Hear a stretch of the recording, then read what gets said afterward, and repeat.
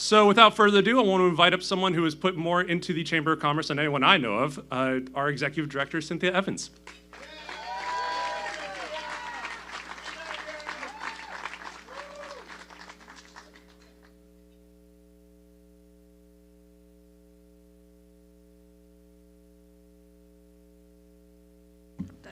Thank you. All right, I gave Spencer special instructions to make sure I did not fall off this stage. And he's going to watch out for Gina as well. All right, hello everyone. I'm Cynthia Evans, Executive Director. Thank you for the warm greeting. Tonight we gather to reflect on the progress our city has made over the past year and learn more about the exciting future ahead. But before we hear from our guest speakers, I would like to take some time to recognize our board members that are here in attendance. I know Josh thought he would get out of speaking tonight. Don't worry, you are. But you still have to stand and give a friendly wave. As I mention each of your names, kindly stand up and wave to our guests. President of the Woodland Chamber of Commerce, Josh Yarbrough. Josh is the plant manager, Pacific Coast Producers. Lou Anderson, president of the Woodland Opera House. Gina Bravo, president of Woodland Memorial Hospital. Tito De La Torre, general manager of Yellow Eats. Where are you, Tito? There you are. Kayla Rodriguez, Governmental Affairs and Community Relations Manager of Ecology. Steve Harris, Community Relations Rep for Woodland Motors and Woodland Ford. Vinod Patel. Where are you, Vinod? Oh, there you are. Partner of local hotels Holiday Inn Express and Marriott Fairfield Inn and Suites. And coming soon, Home to Suites by Hilton and Courtyard Marriott. Cesar Torres, owner of My Kelly Designs and Dap-It. Hi, Cesar. And Jane Williams, Executive Director of All Leaders Must Serve. Where are you, Jane? Thank you. Directors that could not be here tonight is Bryson Reynoso, Katie Drum, Kelly Jacobson, Joe Catalogo, Clay Merrill, and Samuel Ruxton. Together, these individuals exemplify the spirit of collaboration and service that makes our chamber so effective. Please join me in expressing our deepest gratitude. A round of applause. At this time, I would like to ask Gina Bravo, Woodland Memorial Hospital President, to please come up and share a few words.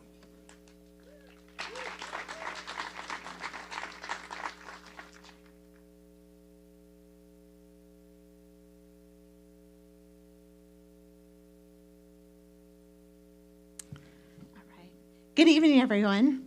I'm Gina Bravo, President and CEO of Dignity Health Woodland Memorial Hospital, one of your chamber board members, and a proud Woodland resident. It is my honor to be here with you tonight. I want to extend my gratitude to the chamber and the city for hosting this important State of the City event, which serves as a highlight every year.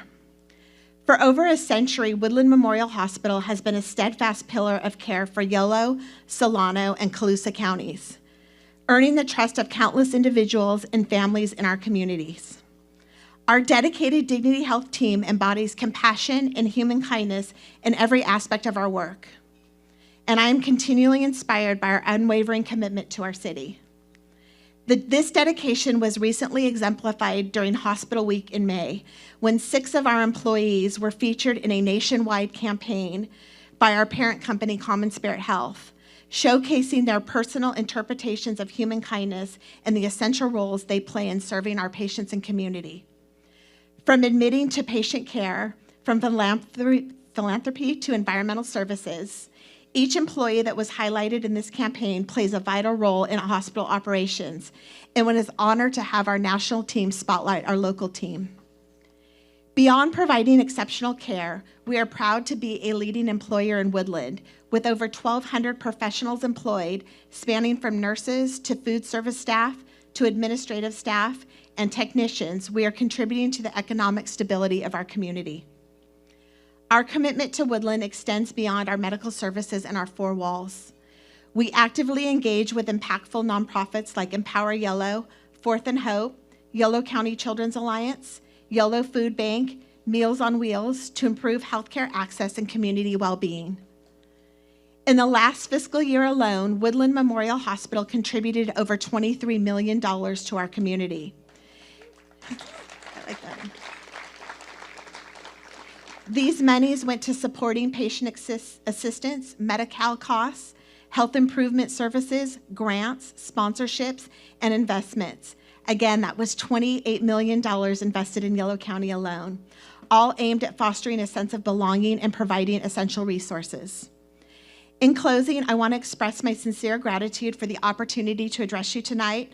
Woodland just isn't a city, it's our home, and we are privileged to play a role in its continued well-being. Thank you.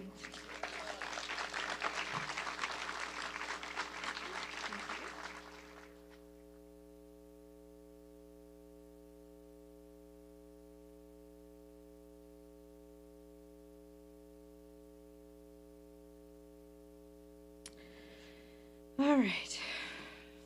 I just want to make sure, too, that we thank Anderson Family Catering for this delicious meal. They worked hard today. You guys never let us down. It's always a delicious meal. Thank you so much. It is now time for our keynote speaker. But before I call up Tanya, I will share a few words about our mayor. Tanya was born and raised here in Woodland and had always sought opportunities to assist with making Woodland a better place for us all to live, work, and play. The majority of her professional career was spent as preschool teacher and parenting educator and is now the executive director for the Woodland Volunteer Food Closet. She is a founding member of the Woodland Schools Foundation and has served on numerous committees and advisory boards. Tanya and her husband Ray have raised 3 children here in Woodland, all attending Woodland Public Schools. Please join me in welcoming our esteemed mayor, Tanya Garcia-Cadena.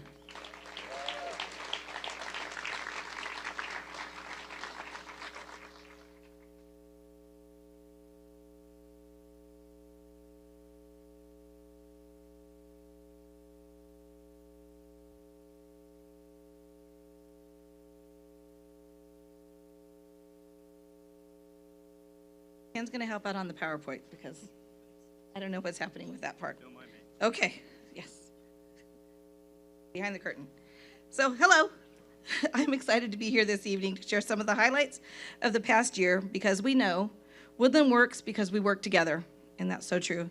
The City of Woodland has had the opportunity to collaborate with Yolo County, our education partners, the private and nonprofit sectors, as well as Woodland residents and private citizens. Some key projects and topics that I'd like to highlight tonight, all of which are thanks to productive partnerships, include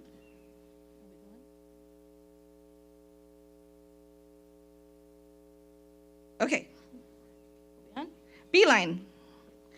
Beeline is a point-to-point, on-demand microtransit. Our partnership with Yolo Transportation District continues to offer an affordable and convenient public transit option to Woodlanders since its launch in September of 2023. Ridership continues to grow in Woodland with 110 passengers on average in May. Beeline set a record for the single highest ridership of 139 passengers in Woodland on May 9th. Quick question, who has ridden Beeline? All right, we've got a couple.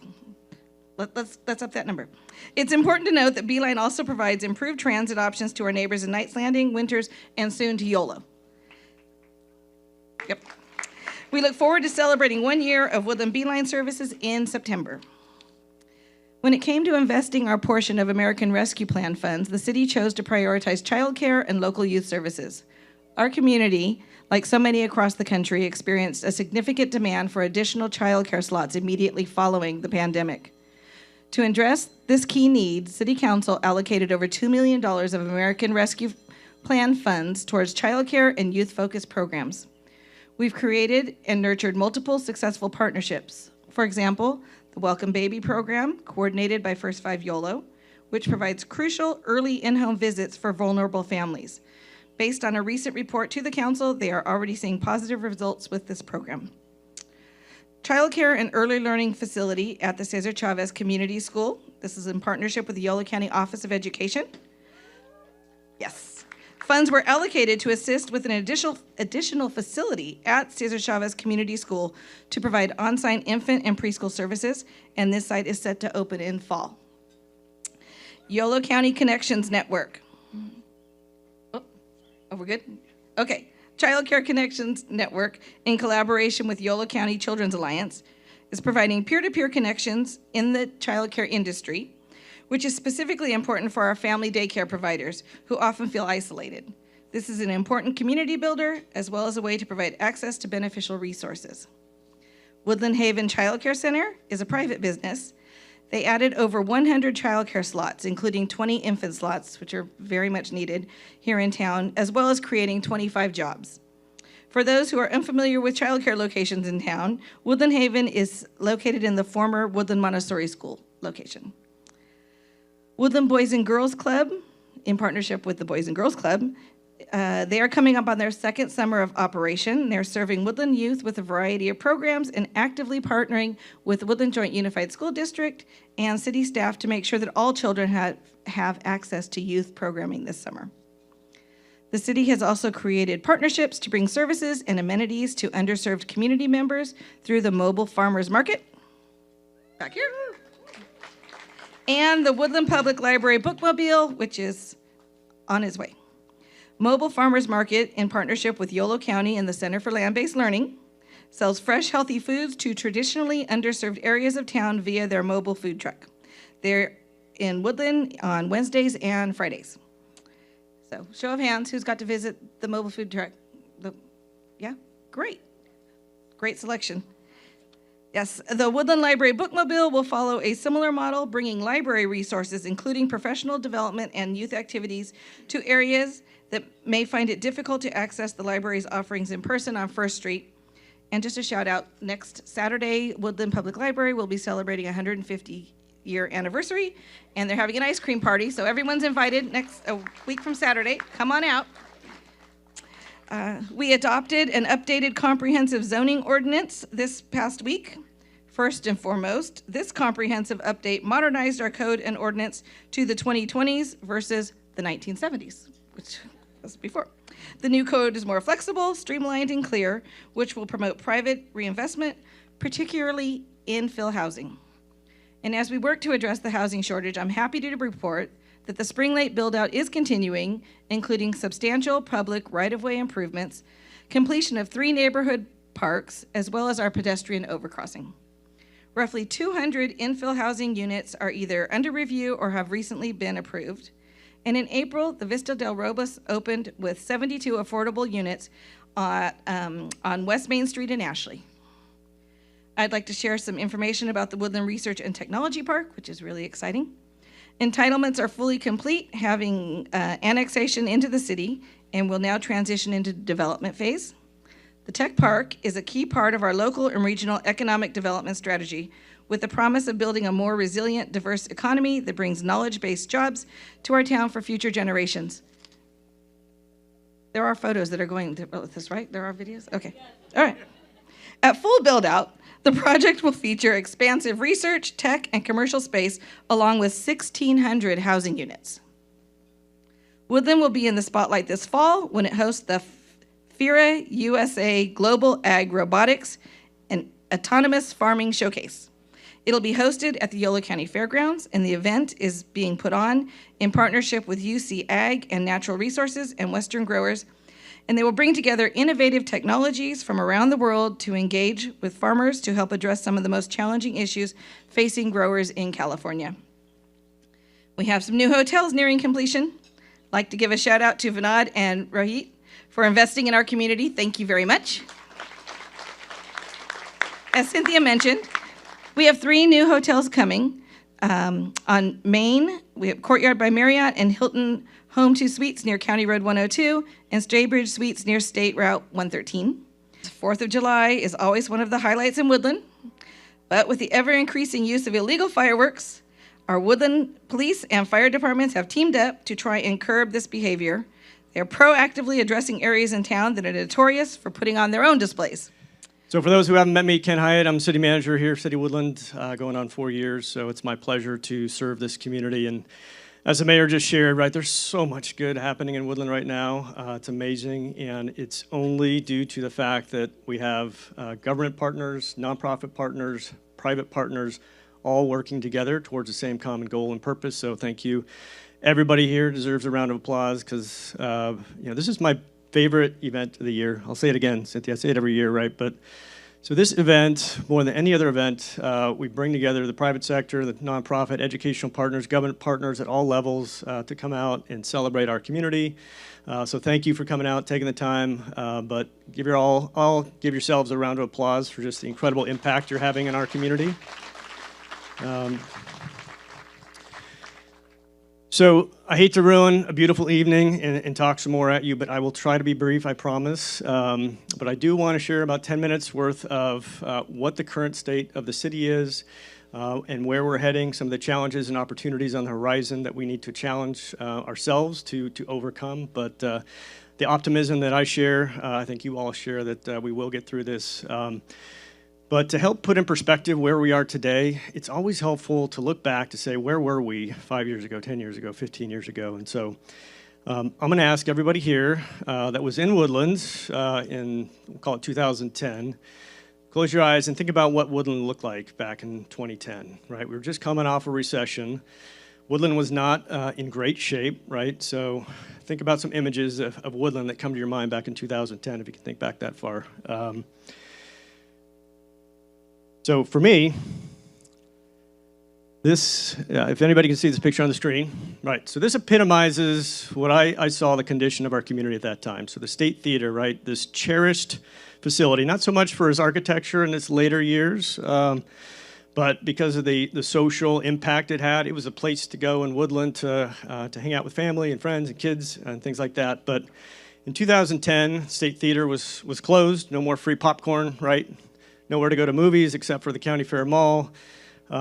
So in many ways, right, this one image for me, right, sort of speaks to where we were at in 2010. Provide a little more info behind the community and what that picture means to me. So in this time, in 2010, the city was really on the brink of bankruptcy. Many folks may not know that, but the city had some hard fiscal times and was really heading towards financial bankruptcy. And had it not taken some corrective measures, very painful ones, we would have been in bankruptcy. We had an aged and failing water system that was 100% reliant on a depleted groundwater system, full of nitrates, full of chromium that the state was coming down hard on our communities to correct, right? We had roadways, as we all know and have experienced, that were falling apart, crumbling. Main thoroughfares, right? The people coming to visit Woodland, not only just the residents here, had to endure and travel through. We had 1 million square feet of vacant space overnight come on the market when the economy collapsed. We had major industrial users leave town, and with that, all the jobs that went with it.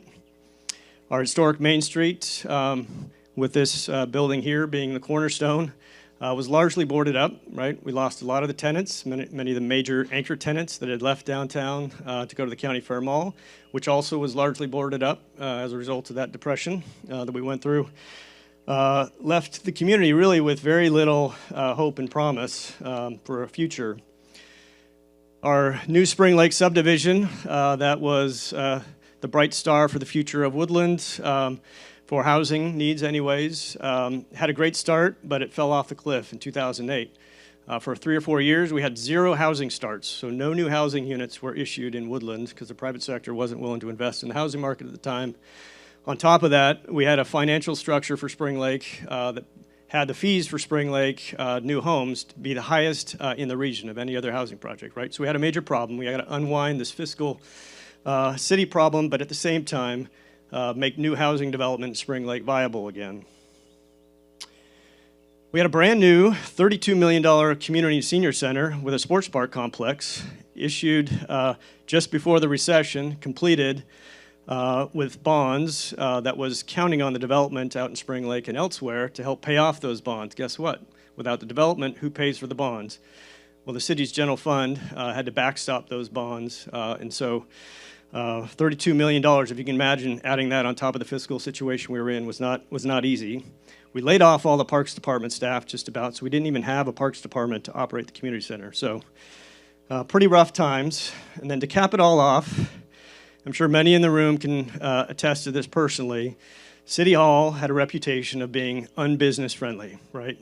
To get a permit, to go through that process was not very clear and often was very complicated and punitive, quite honestly, in the end. So not a pretty picture to paint.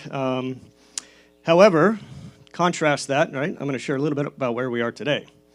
So through strong council leadership, so thank you, current council and councils before, they took on the challenge and said, we're going to turn this ship around and we're going to fix it. This week, the City Council adopted its next fiscal year budget, and for the 10th year in a row has adopted a budget with a 20% general fund reserve fund balance, which is consistent with the policy that it set 10 years ago to never go below 20%. So that if we do have economic hard times like 2008, we have that cushion to avoid disrupting the services in our community. We've been able to restore impactful programs in the parks, library, restore our public safety positions back to the levels that they were in 2008. Let's not talk about where we need to be today, but at least we've restored to where we were in 2008 in public safety positions. The community deserves credit for those, right? So sales tax measures, half cent, quarter cent, were essential to allow us to bring back those services. So thank you to the community for stepping up and supporting those measures to bring back those services. Our water system. We are now 100% not reliant on groundwater. We have a river water system that is EPA awarded, so one of the top, most resilient water systems in the entire country. We have cities all over the country coming to study our water system. So forward-leaning investments in water from Sacramento River now no longer require groundwater to supply the water to our community. On top of that, we also have a recycle water system. So we're taking water out of our wastewater treatment plant and feeding it to some of our heavier industrial users as well as our parks, further reducing our reliance on natural water, clean water systems. And then lastly, we've invested in 3 aquifer storage and recovery wells. I talked about this last year. So we have 3 wells that during the winter months when we have excess water flowing down the Sacramento River, we take that water out, we treat it, we dump it into the ground underneath our community, and we now have 2.4 billion gallons of water available to get us through the summer, right? So no other community in California has the resilient water system that we have in place today. Not only important for households, but the businesses that are here that rely on that water, we can assuredly say to them, if you come to our community or if you want to stay in our community, we have the water to guarantee that you can continue to operate. We've invested $100 million in our roadways. Hopefully you've noticed Gibson, Main Street, Matt Moore, Gum, Kentucky, all major roadway projects that have accomplished in the last 10 years. With 25% of those funds coming from city coffers, leveraging the balance 75% from federal and state sources. So very important to leverage and impact through federal and state funding. We have a 0.2% industrial vacancy rate now, so a good problem, but also a bad problem because we actually don't have places to put new companies or help our existing companies expand. And I'll speak to that in a minute. We're home to the largest wet lab incubator in the Central Valley, the lab at AgStart, which hosts now 15 technology-based companies that are innovating technologies in partnership, not just with UC Davis, but across the world. Right here in a lab in downtown downtown Woodland, in partnership with UC Davis Innovation Center. So those companies, as they grow out of that incubator, want to land in Woodland now. They planted their roots here. We want to keep them here. So with that industrial vacancy rate at 0, basically, we need to build new industrial space to keep them here. Downtown is thriving again. We have over 15 restaurants, probably the best brewery, I'll attest, in the entire region. And we have an 11-screen multiplex theater. Hopefully that's showing up on the screen. So a stark contrast visually to where we were 15 years ago as well. So again, tremendous foresight and investment on the city side, but more importantly on the public sector or private sector side to accomplish things. Spring Lake, we talked about, is almost built out. We solved those financial challenges, so the housing in Spring Lake has now materialized. We've now been allowed to bring the schools to those residents as well as the parks. We are 1 year away from paying off the bonds for the Community Senior Center and Sports Park. Thank goodness. We have secured enough funding, hopefully, to build a new aquatic facility and not have to finance that new aquatic facility. So with diligent fiscal practices, we've set aside funding to position that new project to go to construction this year. We have a more diverse council that's more reflective of our community than we did in 2010. We adopted our first ever equity action plan last year. That's going to further drive us to make sure that our workforce reflects our community and serves our community in the way that they need. And lastly, I believe we have a culture at City Hall that is business friendly, that understands how important it is to support private investment, investing in our community, and the leverage and the impact that that has on our community going forward. So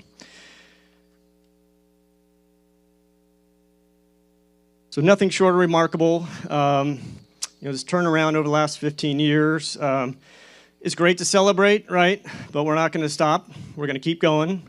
And not everything on the horizon is sunflowers and matchbook rosé, right? So there's a lot of issues that we're going to have to continue to work together to push through. And I want to touch on some of those a little bit. But it's also balanced, I believe, for the first time on some really tremendous opportunities that will catapult Woodland going forward. The first issue, and this is top of mind, is the issue of crime, vandalism, theft. I hate to lump this in, but also the homelessness issue, right? So we've heard loud and clear from the community over the last several years that this issue, among any other issue in our community, is the one that's having the most impact on their businesses, their quality of life. And to tackle that issue, right, we're going to have to make some very strategic investments and changes in the way that we do things. Our public safety resource is tapped out. We're going to have to find new ways, not just through law enforcement, to address these issues, and we're going to have to partner with the community to figure out how to deliver those.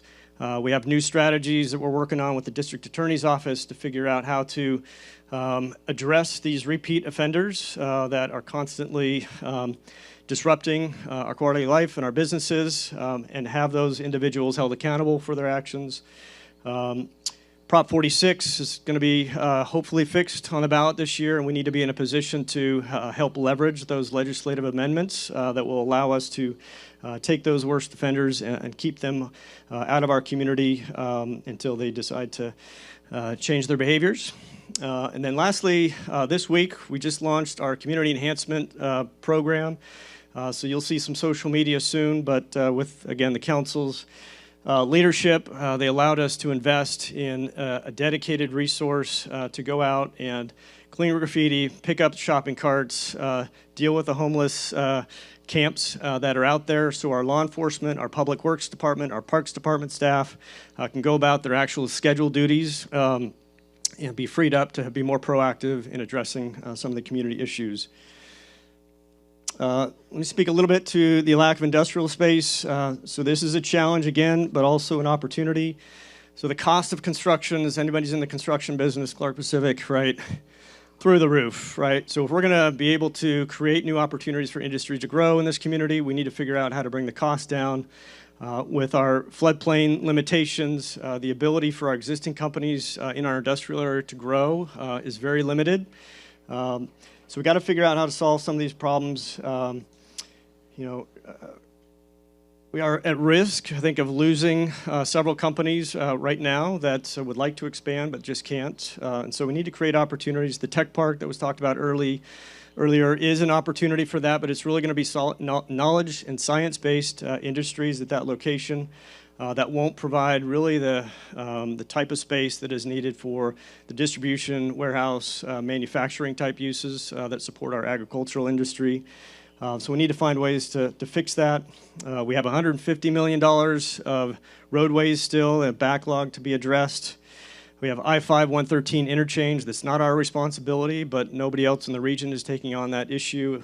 So we're leading the charge to find the funding to get that 113 I-5 interchange connection completed so we can get all that regional traffic off of Main Street.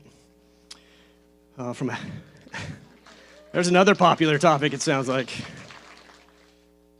Housing, right? Another issue in this state. We're not immune to it. The cost of housing in California is just crazy. So we've got a lot of progress with new construction, but we need to figure out how to provide housing for all income levels in our community. So not just subsidized affordable housing, but middle income type housing. So we're going to have to fix that. I don't know how to fix the cost of utilities other than think about annexation to SMUD again. But the cost of utility infrastructure as well as the rates is an issue. And more so now, the cost of insurance, with the insurance industry upside down. We've got to figure out with our state legislature how to fix that issue. And then next, state budget, right? The state budget, if anybody's watching, is not in a very good condition. So we rely quite a bit on the state, and often when the state is in trouble, they look to the local jurisdictions to help solve some of their financial issues. So we need to watch very closely to make sure and partner with our legislature to ensure that their budget issues don't trickle down to impact us. But we're not going to let any of this deter us. With the same resolve and determination that helped us get from a shuttered state theater in 2010 to a shining star on Main Street, we'll continue to push forward. We have a great foundation laid. We're in a good fiscal position. We have some tremendous opportunities with the tech park ready to go when this economy is ready to show up and want to locate here. We have, one of the top universities in this country, UC Davis, that's continuing to do amazing things. They're one of the top research engines, as well as investment for new research at UC Davis, and we need to capitalize on that investment and innovation that's coming out of UC Davis. Aggie Square is going to open up in the next year, and that's going to continue to spin off new industries that we need to be in a position to capture. Our international airport is growing, expanding new flights, new terminals. We have a Major League Baseball team. Anybody hear about that? Coming to our county, right? So we need to capture some of that and be in a position to capture that. So thank you for providing some hotels for folks from traveling all over the country to see their favorite team play here in Yolo County against the A's. We have international investment that's looking to locate in Northern California at levels never seen before. Woodland is starting to be looked at, largely because of its proximity to UC Davis, but also because the lab at Ag Start, proximity to the airport, and we're a great community. They look around the region and they say, what other place can you be this close to a top academic research institute, that close to an international airport, near freeways, near the Bay Area, near Tahoe, near Napa, and have a great quality of life? So how do we capture that, but at the same time keep Woodland the way Woodland wants to be? Anybody heard about the investments by Bosch and the other South Korean semiconductor company? So billions of dollars now pouring from Germany and South Korea into the Sacramento region to be the California location for semiconductor fabrication. And then Cicada Seed, our own local Cicada Seed company, will be opening up their Woodland Innovation Center this September. So a lot of good happening. What role are we going to play? Are we going to be in a position to be proactive and intentionally capture some of this activity? Absolutely. We're working day in and day out to make sure. The Woodland Research and Technology Park is intentional around not just creating an opportunity for that innovation to want to come, but to partner with the UC system. So if anybody's heard, the UC system has planted a new initiative to locate, the preferred location is the tech park, a global center of food, ag, and health that will bring together international investment focused on bettering the way that we grow our food, the way we process our food, and the way that we consume and understand how that food interacts with our health. And that's going to be in alignment with Aggie Square and, again, UC Davis Medical and Ag programs, and they want to locate it in Woodland, all right? So it's going to take money, it's going to take some good luck, but we're working diligently to land that project. If that project happens in the first phase of the tech park, right, imagine the next wave of international investment as well as local investment that we're already working on that wants to be proximate to that. So A lot of promise, a lot of excitement, but a lot of challenges that we need to not ignore and continue to push forward through. So that's the state of Woodland today. I hope to be back next year with even more exciting news and some of these exciting opportunities to demonstrate that they've come to fruition. So thank you very much. Hope you learned a little bit.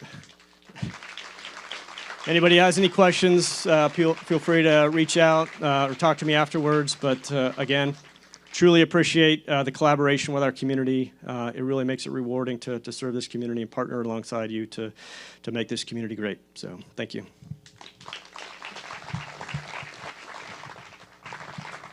Any questions?